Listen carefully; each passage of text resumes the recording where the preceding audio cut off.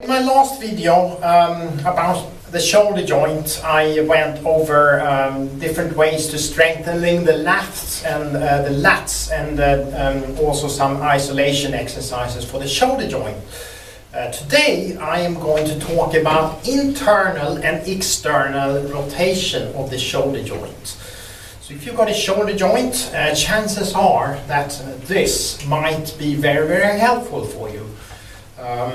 And I did promise that I was going to make another video about this, so I'm a good man. I always stick to my promises.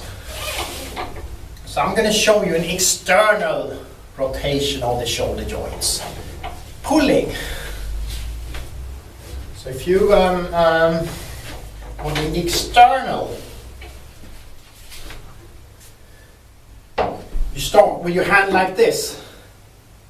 And then when you pull, so that's, you see your shoulder joint is rotating externally. This is actually a natural movement for the shoulder. For instance, if you want to lift something up heavy, your shoulder rotates outward. It does, externally.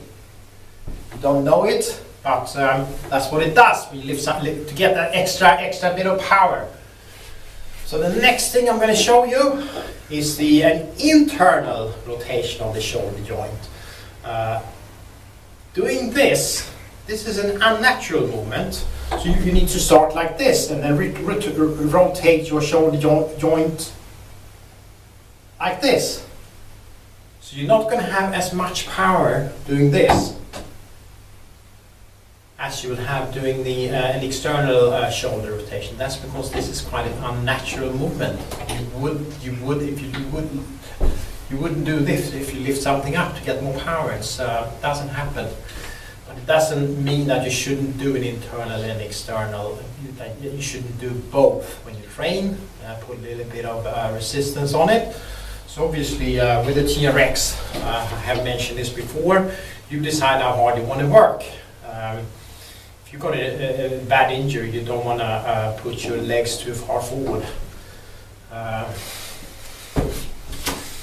So you can basically decide how hard you want to go. That's an external rotation on my shoulder. Now, pushing. This is where it gets interesting. So for instance, when you want to push a heavy door, your shoulder actually rotates internally. That's the natural thing. Or when you punch, you get power.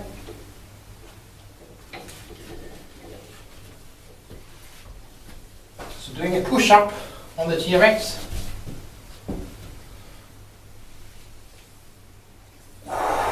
Internal rotation, very comfortable. Now, how about an external rotation? That's really hard. So that you start like this, and then as you come down, you rotate your arms this way. So that's an external. And that's really, really, really hard. As a matter of fact, I've joined this Facebook group, another Facebook group. It's called something I Fit Over 50 or something like that. And I posted a video myself, not this video, another one, where I was doing a press up with an external rotation of the shoulder joint. And guess what? People came in and started commenting. Someone said, that's dangerous, that's outright dangerous. You'll damage your shoulder joint doing that. So I'm not the person to argue. But your shoulders, natural movements of the shoulders, internal rotation, external rotation, abduction, extension, so much movement, so I don't see why you shouldn't do a bit of resistance training to strengthen muscles in your shoulder. And how can that be dangerous? Obviously, it would be dangerous if you did too much too soon. So what I actually replied to that person and said that's outright dangerous, you'll damage your rotator cuffs. I said yes, but you need to build up slowly. Which obviously my video I wanted to show off, so I was more or less in a horizontal position, so maybe that's why. Anyway, I hope this helps. So So these are different ways that you can strengthen your shoulders. And remember, always build up. So thank you so much for watching. See you next time.